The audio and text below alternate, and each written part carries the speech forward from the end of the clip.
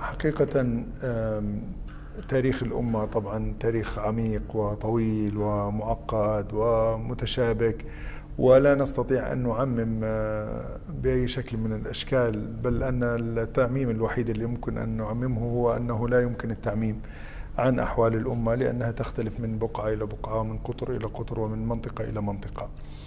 إلا أن ما تفضلتم به وهو يعني التدني الملحوظ في كثير من المناشط الحياتية بصفة عامة، سواء الاقتصادية أو العلمية أو الثقافية، في سنوات يعني على مدى سنوات طويلة، بل بعض القرون حقيقة. أمر مؤلم، وأمر وصل بالأمة أن أصبحت في وضع سيء للغاية، حتى أنها كادت في فترة من الفترات أن تكون محتلة بالكامل يعني من قبل القوى الغربية.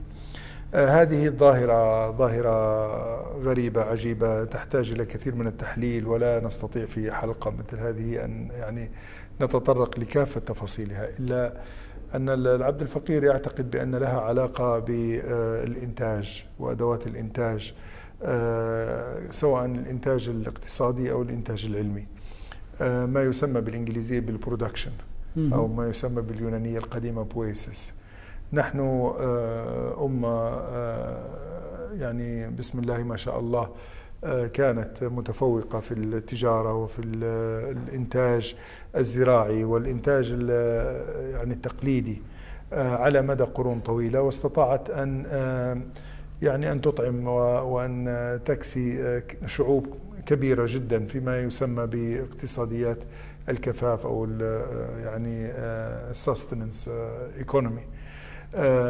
لكن عندما قامت أنظمة اقتصادية جديدة خاصة في بريطانيا في الثورة الصناعية، وعندما قامت أوروبا وخاصة بقيادة إسبانيا ثم البرتغال باستكشافات جغرافية مهمة فتحت عليها كنوز عوالم أخرى، واستطاعت أن يعني تصل بها إلى آسيا دون المرور بالدول الإسلامية. كل هذه العوامل الاقتصادية المحضة سببت نهضة في الإنتاج فيما يسمى بالبرودكشن في بريطانيا، والثورة الصناعية كانت عجيبة في هذا الصدد، حتى أن أوروبا يعني فاقت جميع الدول الأخرى في الغنى، واستطاعت أن تكون قوة عسكرية ضاربة بتقنيات حديثة جديدة. حاولت الدولة العثمانية رحمة الله على قادتها وقوادها المقاومة بقدر المستطاع، واستطاعت في بعض الأحيان أن تبدو وكأنها يعني تكاد أن تلحق وتنافس، ولكن يعني توالت الضربات وتداعت على الأمم كما جاء في الحديث الشريف للمصطفى صلى الله عليه وعلى آله وصحبه وسلم تسليما كثيرا: تداعى عليكم الأمم كما تداعى الأكلة على القصعة. وهذا ما حصل للدولة العثمانية، ففتتت وقسمت، وأخذ كل من القوى الغربية نصيبه منها. فكان هذا المشهد المأساوي مؤثرا في نفوس كثير من علماء المسلمين، والسؤال لماذا وكيف نخرج من هذا الوضع سؤال حاول أن يجيب عليه سادة كبار من المشايخ والعلماء، منهم عبد الرحمن الجبرتي وجمال الدين الأفغاني ومحمد عبد رشيد رضا، أبو الهدى الصيادي، محمد ظافر المدني، أبو الشامات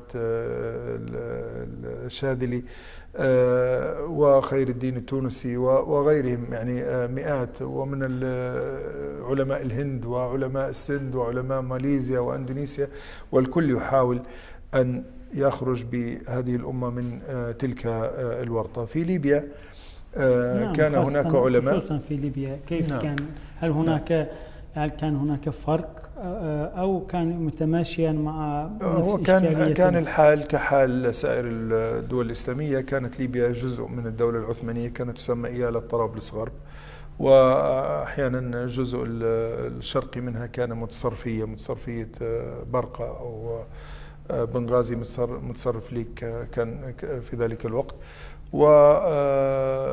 فليبيا في خلال الدولة العثمانية عانت مما عانت منه باقي ولايات الدولة العثمانية، وكان في ليبيا من العلماء من حاول أيضا أن يواجه هذه المعضلة، ومنهم سيدي محمد بن علي السنوسي رحمة الله عليه، وهو في الأصل من الجزائر من مستغانم.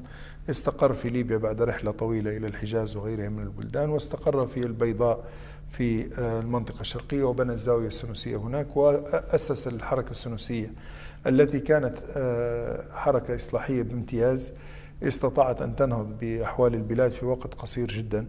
أسس زوايا هي كانت بمثابة المراكز العلمية وفي نفس الوقت مراكز تجارية. كان بداية تأسيس يعني الحركة يعني تحكي على نهاية القرن الثامن عشر بداية القرن التاسع عشر، وبلغت ذروتها في منتصف القرن التاسع عشر، ثم بدأت في تصادم مع بعض القوى الغربية في الجنوب مع الفرنسيين، ثم مع الطليان عندما دخلوا إلى ليبيا، ثم في الشرق مع الإنجليز. فكانت تصارع ثلاثة دول غربية في آن واحد في فترة من فتراتها، إلا أنها استطاعت أن تبني مجدا يعني عجيبا من حيث التنظيم السياسي والتنظيم الاقتصادي. كانت هذه الزوايا فيها مصانع للبارود، وكان فيها مصانع للحدادة وصناعة المحاريث، حدث تطوير للزراعة، حدث تطوير لسبل التجارة، وأمنت الطرق التجارية حتى استطاع التجار أن يذهبوا من تمبكتو إلى مصر بأمان كامل عن طريق الطرق الصحراوية الليبية. فهذه الحركة كان لها محاولة هامة وجديرة بالدراسة. اليوم عندما يحاول شباب ليبيا أن يبني دولة جديدة حديثة دستورية مدنية جديدة، هذا الشباب عليه أن يتعلم من هذه التجارب الماضية وأن يدرس التجربة السنوسية.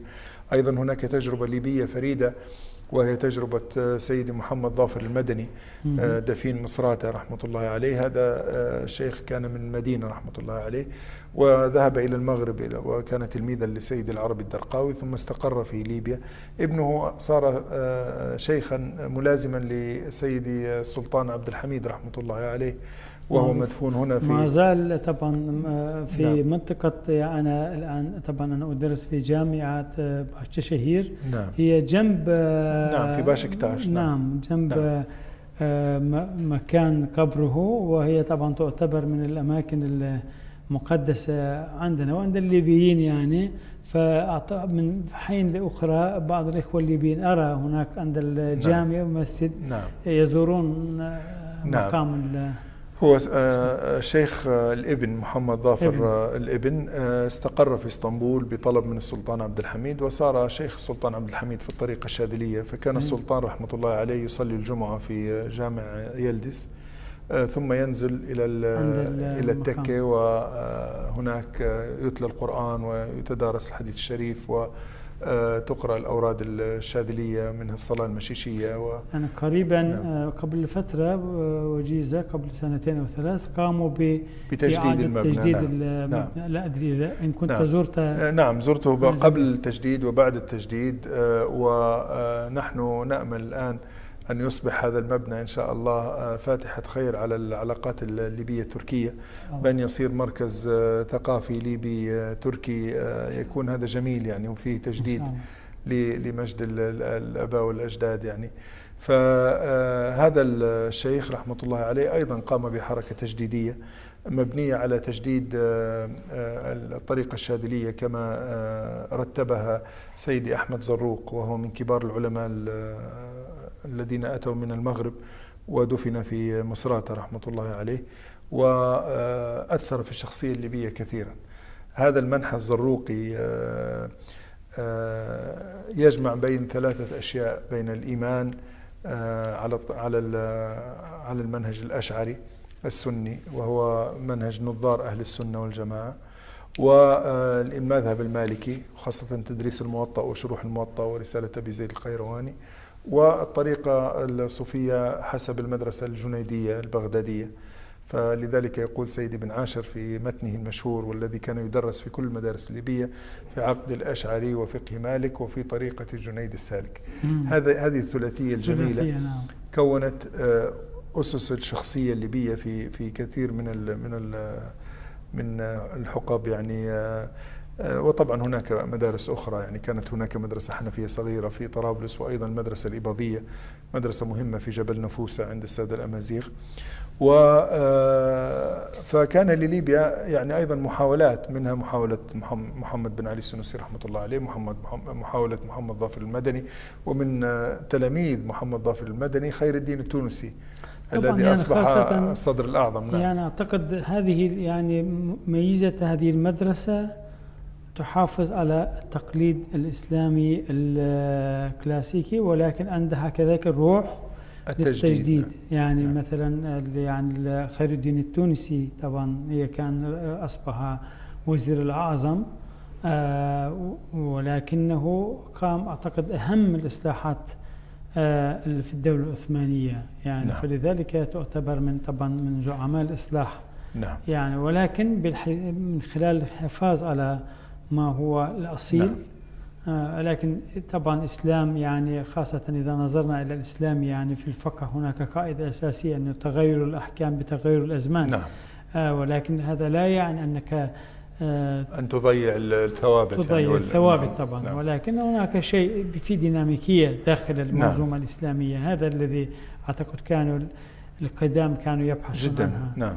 ويعني كما قال المشايخ: من ضيع الأصول حرم الوصول. يعني لابد من التأصيل، ولابد من أن تكون الأصول ثابتة كالشجرة الطيبة، أصلها ثابت وفرعها في السماء.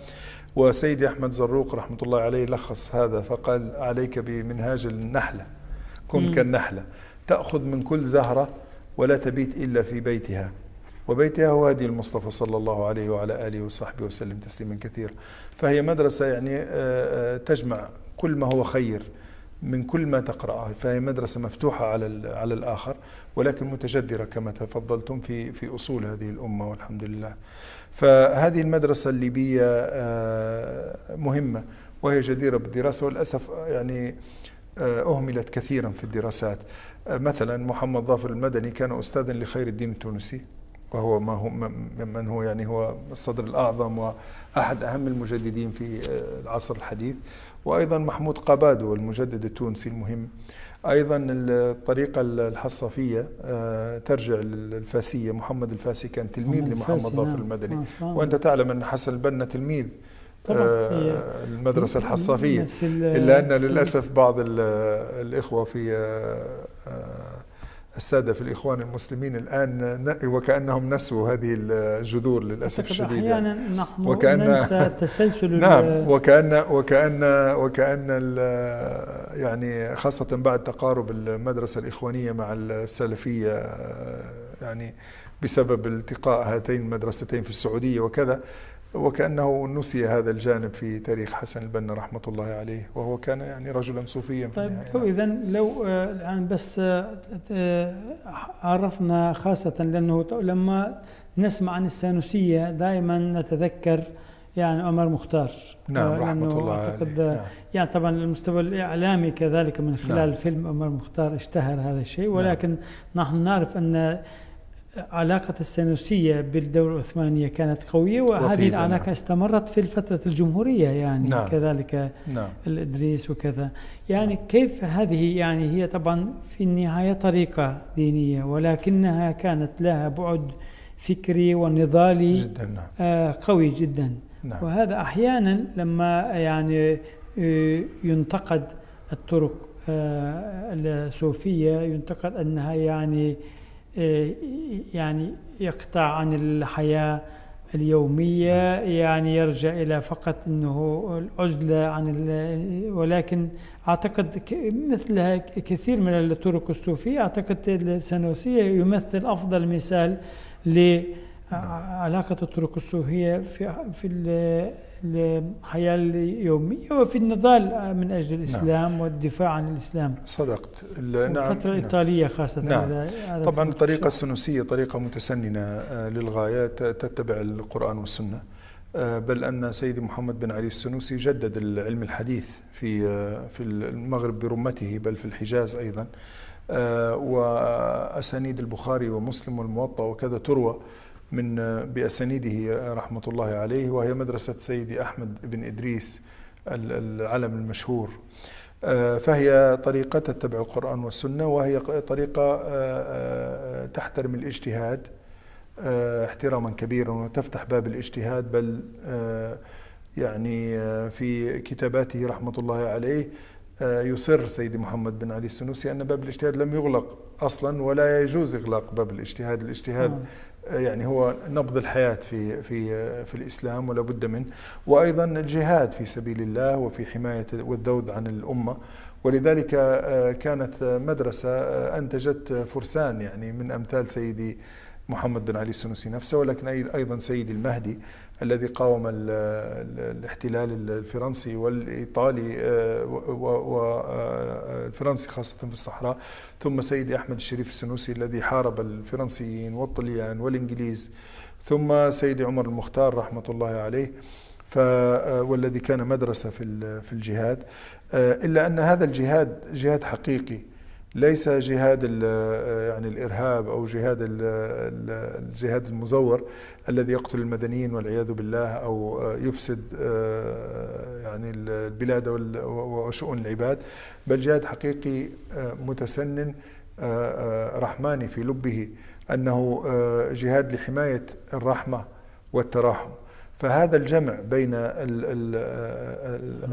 الرحمة والتراحم، وبين الذود عن الأمة وعن البلاد، والدفاع عن المستضعفين، وهذا الجمع جمع يجب أن يستذكر ويجب أن يدرس، لأنه هو الطريقة الناجعة للجمع بين أمة تحافظ على سيادتها واستقلالها وهويتها، دون أن تضر الآخرين، ودون أن تمس الآخرين، ودون أن تجحف، ودون أن تشتط، ودون أن تتنطع في الدين.